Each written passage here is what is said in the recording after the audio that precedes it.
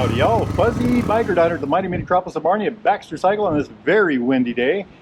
Check out what they've got laid out for us today. This is another used motorcycle, Royal Enfield Himalayan, but it's got some goodies added to it. It's got this neat little, that's a very good looking RE guard. This crash bar in the front. Not sure what else, but you know what? Let's put on some gear and take that hot rod for a ride. Life is good. Wahoo! 5, 4, 3, 2, 1.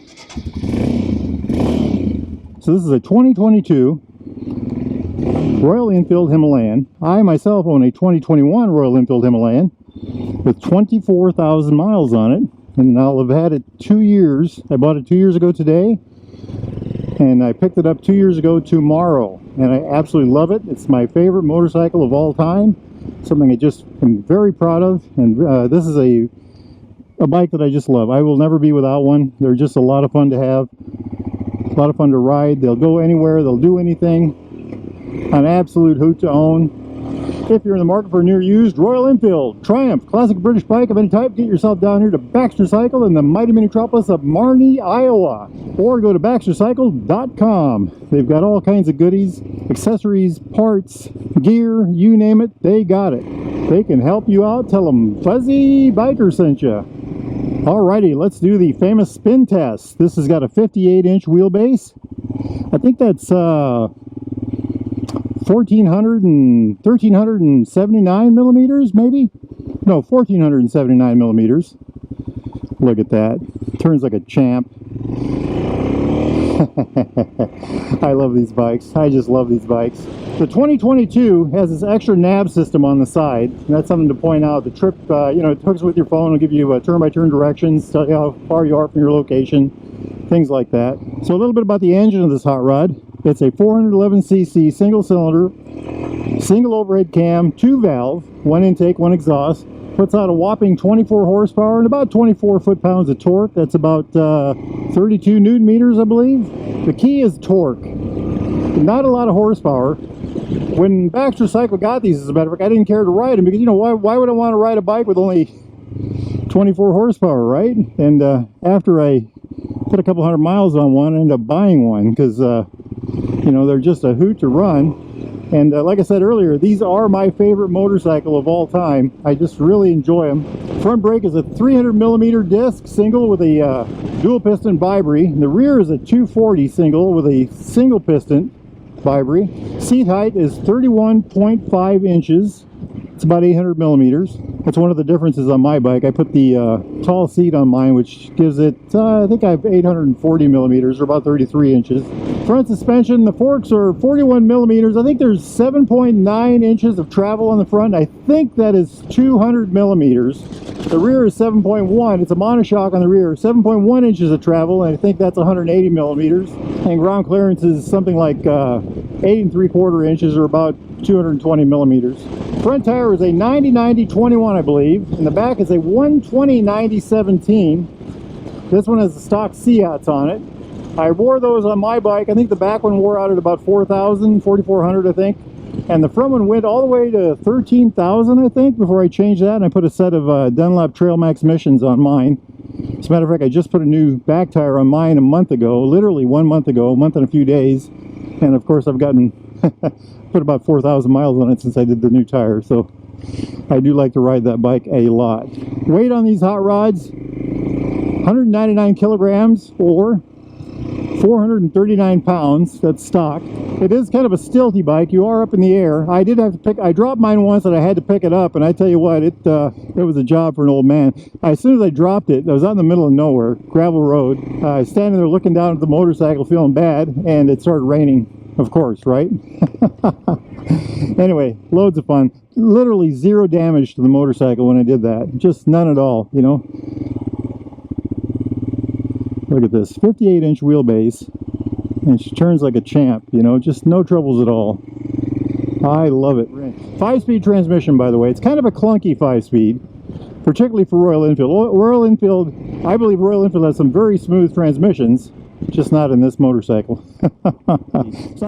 And here's the big thing with this motorcycle. It's awesome off-road. The big reason I would get this over the Himalayan Scram is if you rode a lot of gravel and a lot of dirt and a lot of off-road. This bike is king in those areas. Some of the places I've taken mine, it's just, you know, I look back on it and I just think, wow.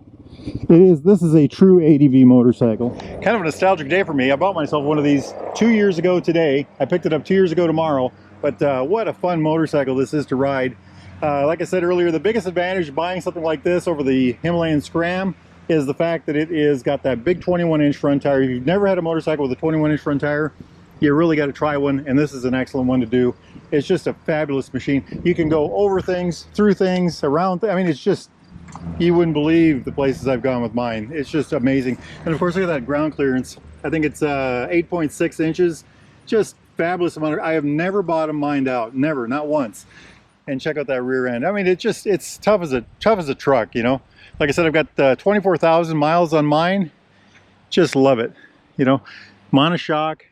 Look at that swing arm, big old disc on the back.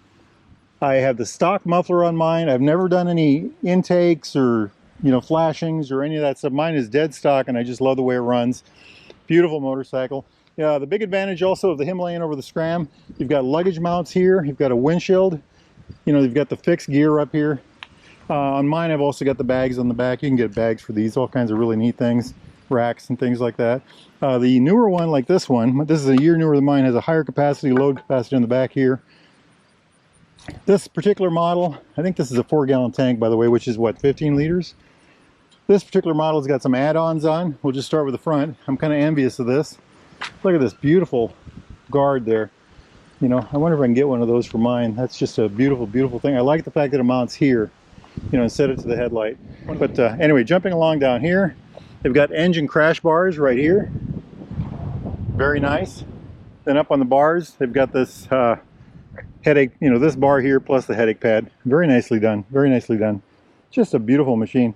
When I bought my motorcycle, mine is the, I think it's called River Rock or Rock Red or something like that. Mine's black with red. This was my second choice. You know, this is the one I would have gone for otherwise. Something else about these, stock center stand. You know, Royal Enfields for the most part come with a center stand stock. You know, just a really nice thing. The shock is adjustable for height, for compression, I'm sorry. You can change, it's got a length suspension, so you can change the lengths, and I did that on a bike a while back. And that'll raise or lower the motorcycle depending on the length of the link. I think a longer link lowers the bike and a shorter link raises the bike. Just a really neat machine in my opinion. To me, this represents a lot of fun. I've like I said, 2 years, 24,000 miles, just had a ball on mine. I can't say enough good about these. So let's jump up here. Flash to pass. It is fuel injected, but it has this enrichener for cold starts. I've never had to use that on mine. High lows right here, blinkers, horn, jumping over here, the kill switch, hazard lights on this one, start switch there, of course the fuel, the brake and the clutch. Now this is kind of the interesting thing here, this dash. When I first saw this, I always thought, it's behind the times, it's antiquated, you know, but I also kind of like it, and I'm going to miss it when it's gone. The new, you know, when the newer bikes come out, if they change that, I'm going to be a little sorrowful. But on the other side, you know, it's an interesting analog device. Analog speedometer, analog tachometer, analog fuel gauge. You know, we turn it on here, it's got little lights in here. ABS light, neutral light, battery light, blinkers up here. Not sure what that one is. You've got a button here to turn off the ABS on the back. Down here in the display, you've got a gear indicator, trip A, trip B, odometer. You've got a temperature gauge right there, and then a clock, always visible clock, always visible gear indicator, you know. This particular model has the nav system, which I kind of like. I wish I had it. You know, would I use it? I think I would, but I'm not sure. I haven't had it. It also has a compass. This has the stock windshield. I have a large windshield on mine. I really like that. I also have the stock mirrors on mine, although I did put them out a little farther. I do like the mirrors on these bikes. I love the way it sits. I love everything about it. Now, having said I love the way it sits, I ran the stock seat. These are my Royal Enfield Alpine Star gloves. Like I said, I always plug these because I really do like them. They're great gloves. I ran the stock seat for 8,000 miles, and it just got soft and it, you know, right to the bar. And then I got what's called the touring seat, which is about the same shape and a little firmer. And after another 8,000 miles, it got soft and went down to the bar. Now I've got a seat concept seat on mine, and it's got about 8,000 miles on it, and it's very comfortable. I just love it. Just love it alone. And I find this thing just to be perfect. It gets great gas mileage. I got a tank of gas here just recently. I got 77.7. Now that's an anomaly. I rarely ever get that. But I get constantly in the 60s. As long as I keep the speed, 60 to 65 miles an hour, I'll get 60s for gas mileage. So, but as far as I go out gravel riding, and I'll go 60, 65, whatever. It does it just fine. Loads of torque, lots of acceleration. I've taken it a dirt road, not dirt bike, but dirt road with it all the time. And it never gives me any trouble. You got that massive front tire, goes right over everything. Got plenty of ground clearance. It's just a fun motorcycle. Plenty of suspension, front and rear. And that brings me to another point. I'm on a roll now. I ride with a lot of friends, and I ride a lot of pavement. And we went to a event. It was about a 60-mile ride. I was on my Himalayan. I had to lead because I knew the directions. One guy was on a Goldwing, the other guy was on a Harley. We got there, and they were complaining about the road. Oh, the road was so rough. The road was so rough. I don't know what they're talking about. I felt the road was very smooth, and the reason is 7 inches suspension on the back, almost 8 inches on the front. Dirt bike suspension. It just handled it so well. And as far as traveling goes, they also accused me of driving too fast. Well, I kept it at 60, and what was happening is on the curves they would slow down, they would lose speed, and I was able to hold 60 just fine. They could have had they rode their bikes better, but anyway, this bike did it so well. It just handles phenomenally well. I call it like you sit on it, you feel like you're in a fighter jet. It's just a lot of fun. It's just a whole hoot of fun. If you have not ridden a Royal Enfield Himalayan or Himalayan Scram, you really got to get yourself out and try one. They're just an absolute hoot. And like I said, I've had mine 2 years, 24,000 miles. The biggest problem I've had with mine, keeping it clean. Hey, if you all are interested in a brand new or used Royal Enfield, Triumph, classic British bike of any type, parts, accessories, any of that stuff that you might need, get yourself over to Baxter Cycle or baxtercycle.com. Those guys can help you out. Tell them Fuzzy Biker sent you. Now, it's a beautiful day out here. I'm going to hop on this bike and go for a ride. Wahoo!